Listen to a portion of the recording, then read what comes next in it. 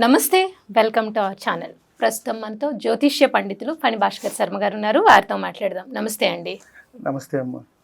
మనకి విశ్వవసు నామ సంవత్సరం వస్తుందండి.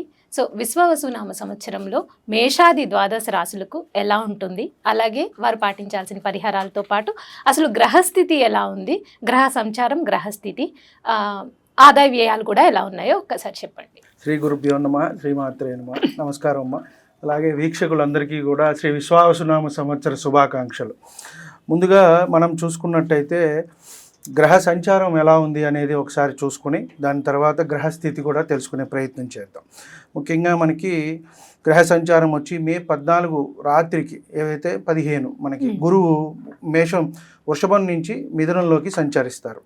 అలాగే మనకి శని భగవానుడు వచ్చి రేపు మార్చి 30వ తారీఖు కుంభం నుంచి మీనంలోకి సంచారం జరుగుతుంది. అలాగే రాహుకేతువులు కూడా వచ్చేటప్పటికి మే 19వ తారీఖు మీనం నుంచి కుంభంలోకి రాహు వస్తారు. అలాగే కేతువు కన్య నుంచి సింహంలోకి వెళ్తారు. సో ప్రధానంగా ఈ గ్రహస్థితిని మనం చూసి ఆధారం చేసుకుని మనం ఫలితాలు అనేవి నిర్ధారించడానికి మనం ప్రయత్నం చేస్తాం. ముఖ్యంగా ఎలా ఉంటుంది, ఏ రాశి వారికి ఎలా ఉంటుంది, వారికి నడిచే ముఖ్యంగా మహర్దశ అనేది ముఖ్యమండి. ఇది ఏమిటి అంటే గోచార ఫలితాలు, గ్రహ సంచారము అనేది మనం చూసుకుంటాం. ప్రతి గ్రహం కూడా ఒక నిర్దిష్టమైన సమయంలో కాలం తిరుగుతూ ఉంటుంది. రవి కానివ్వండి, రాహు కానివ్వండి, గురువు కానీ అతి ఎక్కువగా తిరిగేది వచ్చేటప్పటికి 2.5 సంవత్సరాలు శని భగవానుడు ఒక్కొక్క దాంట్లో. కాబట్టి ఈ సంచారం మనకి మార్చి 30వ తారీఖు 2020 నుంచి 2027 చివరి వరకు కూడా మీనరాశిలోనే ఉంటారు. మనం ఇప్పుడు గ్రహస్థితి గురించి తెలుసుకున్నట్టయితే మనకి ఉగాది రోజు మార్చి 30వ తారీఖు మనకి ఉగాది అనేది రావటం జరిగింది. వృషభంలో గురువు, మిథునంలో కుజుడు, కన్యలో కేతువు, తక్కిన 6 గ్రహాలు కూడా మనకి మీనంలోనే ఉన్నాయమ్మ. ఇవి వచ్చేటప్పటికి దీన్ని షష్టగ్రహ కూటమి అని కూడా మనం చెప్పుకుంటున్నాము. ఇది ఉగాది రోజే రావటం కూడా జరుగుతుంది. ఉగాది, షష్టగ్రహ కూటమి, అలాగే శని భగవానుడు కూడా మారుతున్నాడు. కాబట్టి మేజర్ ప్లానెట్స్ అన్నీ కూడా ఇప్పుడు మనకి ఈ చేంజెస్ అనేవి వస్తున్నాయి. కాబట్టి మీనంలో మనం ముందుగా చూసుకున్నట్టయితే రాహువు, రవి, చంద్రుడు, శుక్రుడు, బుధుడు, శని, ఈ 6 గ్రహాలు మనకి మీనంలోనే ఉంటాయి. కాబట్టి మనకి దీనివల్ల ఏదైనా ప్రభావం చూపిస్తుందా దేశ కాలమాన పరిస్థితుల మీద అనుకుంటే వాటి మీద కొంత ప్రభావం అనేది చూపిస్తుంది. వ్యక్తిగతంగా కొంత తక్కువనే మనం చెప్పవచ్చు. షష్టగ్రహ కూటమి కానివ్వండి, ఎందుకంటే ఒక 6 గ్రహాలు ఒక రాశిలో కలిసినప్పుడు కొంత ఇబ్బందిగానే ఉంటుంది ఎవరికైనా సరే. కాబట్టి ఆ ఫలితం అనేది కొంచెం అటు ఇటుగా అనేది మనకి ఉంటుంది. గురువుని తీసుకున్నట్టయితే మనకి మే 14 నుంచి వృషభం నుంచి మిథునంలోకి వెళ్తారు. మళ్ళీ అక్టోబర్లో కొంత అతిచారం వల్ల కర్కాటకానికి వెళ్ళి మళ్ళీ వక్రించి మిథునానికి వచ్చేస్తారు. ఇది సంచారం. అలాగే శని సంచారం చూసుకుంటే మనకి మీనరాశిలో సంచారం జరుగుతుంది. జూలైలో కొంత వక్రించి అక్కడే ఉంటారు మీనంలోనే, మళ్ళీ మనకి అక్టోబర్లో వక్రం అయిపోతుంది. అలాగే రాహుకేతువులు మే 19 నుంచి కూడా సంచారం అనేది కుంభంలోను రాహువు, అలాగే సింహంలో కేతువు అనేది సంచారం జరుగుతుంది. ముఖ్యంగా ఈ గ్రహస్థితి అలాగే గ్రహ సంచారాన్ని బట్టే మనము వచ్చే ద్వాదశ రాశులకి కూడా మన ఫలితం అనేది చెప్పడానికి అవకాశం ఉంది. సార్, విశ్వవసు నామ సంవత్సరంలో మేషరాశి వారికి ఎలా ఉంది, అలాగే వారి ఆదాయ వ్యయాల గురించి చెప్పండి. నమస్కారం అమ్మ. అందరికీ కూడా శ్రీ విశ్వావసునామ సంవత్సర శుభాకాంక్షలు. ముందుగా మనం మేషరాశి వారి గురించి తెలుసుకునే ప్రయత్నం చేద్దాం. వీరికి ఆదాయం 2, వ్యయం 14, రాజపూజ్యం 5, అవమానం 7.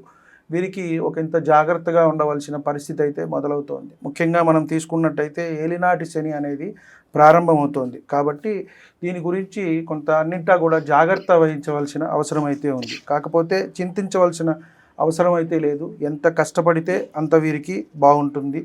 కొంత ఆదాయ వ్యయాల మీద ప్రభావం అనేది చూపిస్తూ ఉంటుంది. శని దృష్టితో మనకి వృషభం మీద చూస్తారు కాబట్టి కొంత అన్నీ కూడా ఇబ్బందులు, సమయం అనేది పడుతుంది. నెమ్మదిగా అయితే మనకు అన్నీ అవుతాయి. కొంత ఆలస్యంగా పనులు అవుతాయి. ఎంత కష్టపడితే వీరికి అంత అభివృద్ధి అనేది ఉంది. విద్యార్థులు, ఉద్యోగస్తులు, వ్యాపారస్తులు అందరికీ కూడా మంచి జరుగుతుంది. కొంత ఆధ్యాత్మిక కార్యక్రమాల్లో పాల్గొంటారు. భక్తి అనేది కొంత పెరుగుతుంది వీరికి. వృత్తి ఉద్యోగాల్లో అయితే అభివృద్ధి అనేది సూచితంగా జరుగుతోంది.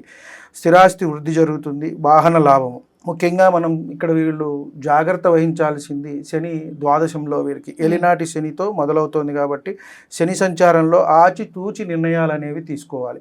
అంటే మనం కొత్త పెట్టుబడులు ఏమన్నా పెడుతున్నాం అనుకోండి, ఈ విషయాలు కానీ లేదా ఇల్లు కొంటున్నాం, 1-2 సార్లు మనకి లోన్లు అవి అన్నీ అడ్జస్ట్ అవుతాయా లేదా, పిల్లలు చదువులు ఇవన్నీ, కాబట్టి 1-2 సార్లు ఆలోచించుకుని ముందుకు వెళ్ళాలి. కాబట్టి ధన విషయాల్లో కొంత ఇబ్బంది వస్తుంది. అన్ని విషయాల్లో కూడా క్రమశిక్షణ అనేది అవసరం. ఆరోగ్య సమస్యలు తలెత్తే అవకాశం ఉంది. అలాగే ఇక్కడ పిల్లలు విదేశీ అవకాశం అనేది వచ్చే అవకాశం ఉంది. కొంతమంది పిల్లలు అంటే ఇంట్లో వాళ్ళు ఫారిన్ వెళ్ళే అవకాశం అయితే కనబడుతోంది. వీరికి కొంత గురుబలం అనేది మనకి మే నుంచి కొంత తగ్గుతుంది. ఇప్పుడు ఉగాది మనకి మార్చిలో వస్తుంది, ఒక 45 రోజులు అయితే బాగుంటుంది. ఆ తర్వాత మే నుంచి మనకి సంచారం మే 15 ఏదైతే సరస్వతి నది పుష్కరాలు కూడా ఆ రోజు నుంచే మొదలవుతాయి. మనకి గురువు ఎప్పుడైతే ఒక రాశి నుంచి ఒక రాశి మిథునంలోకి వెళ్తారో అక్కడి నుంచి వీరికి గురుబలం అనేది కొంత తగ్గుతుంది.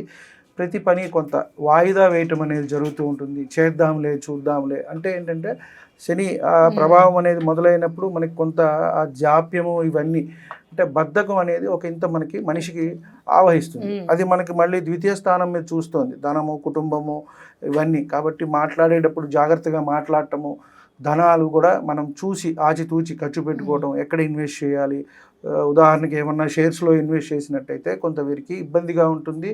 చాలా టైం కూడా పడుతుంది రిటర్న్స్ రావాలంటే, అది కాస్త జాగ్రత్తగా ఉండాలి. కాబట్టి ఉద్యోగంలో అధికారులు వల్ల కొంత ఇబ్బంది అనేది వీరికి కనబడుతోంది. ఆగ్రహం కొంచెం ఉండేటట్టుగా కనబడుతోంది వారికి. కాబట్టి అధికారులు ఆగ్రహానికి గురి అవుతారు. స్నేహితులు తోబుట్టువుల సహకారం అయితే ఉంటుంది. వైవాహిక జీవితం బాగుంటుంది. సమస్యలతో ఏమన్నా ఇప్పుడు కొంత ఉన్నా కూడా అవన్నీ కూడా తొలగిపోయే అవకాశం ఉంది. సంతానాభివృద్ధి, భార్యాభర్తల అన్యోన్యత కూడా బాగుంది. రాహు సంచారం అయితే కనుక వీరికి శుభసూచకంగా ఉంది. మీనం వ్యయం నుంచి 11లోకి వస్తుంది కాబట్టి లాభంలో ఒక గ్రహ సంచారం చేయటం అనేది ఎంతైనా మంచిది. కాబట్టి విదేశీ వ్యవహారాలు బాగుంటాయి. అక్కడి నుంచి ఏమన్నా డబ్బులు ఏమన్నా వచ్చే అవకాశం ఉంది. అంటే అక్కడ అన్నదమ్ములు అక్క చెల్లెలు వాళ్ళ ద్వారా కానివ్వండి, ఇంపోర్ట్స్ ఎక్స్పోర్ట్స్ చేసుకునే వాళ్ళు కానివ్వండి, వీళ్ళకి అంతా కొంత లాభం ఉంది అని మనం చెప్పవచ్చు. ఆకస్మిక ధనలాభాలు ఉన్నాయి. కొన్ని సమస్యలు కూడా తీరుతాయి. ఆర్థిక పరిస్థితి అయితే కనుక బాగుంటుంది. మొత్తం మీద వీరికి చూసుకున్నట్టయితే కొంత జాగ్రత్త అనేది అవసరము. ఏలినాటి శని ప్రారంభమవుతోంది కాబట్టి అన్నింటా కూడా జాగ్రత్తగా ముందుకు వెళ్ళవలసిన ఇదైతే ఉంది. ఎందువల్ల అంటే స్టార్ట్ అవటమే కొంతమంది ఇమ్మీడియట్గా ఎఫెక్ట్ జరుగుతుంది. వాళ్ళకి దశ మహర్దశలు కూడా అనుకూలంగా ఉన్నాయనుకోండి, పర్వాలేదు. వారికి నడిచే వ్యక్తిగత జాతక పరిశీలన కూడా చేసుకుని వాళ్ళు దానికి దీనికి సమన్వయం చేసుకుంటూ ముందుకు వెళ్ళినట్టయితే పెద్దగా ఇబ్బంది ఉండదు. మనం చూసుకుంటే అన్ని రకాల వారికి కూడా బాగుంది. వ్యాపారస్తులకి సానుకూల ఫలితాలు ఉన్నాయి. వ్యవసాయదారులకు కూడా లాభాలు అనేవి వస్తాయి. అలాగే సంతానానికి కొంత ఆరోగ్య విషయాల్లో జాగ్రత్త ఉండటం అవసరం. వాళ్ళు చెడు అలవాట్లు సావాసాలకు లోనయ్యే అవకాశం కనబడుతుంది.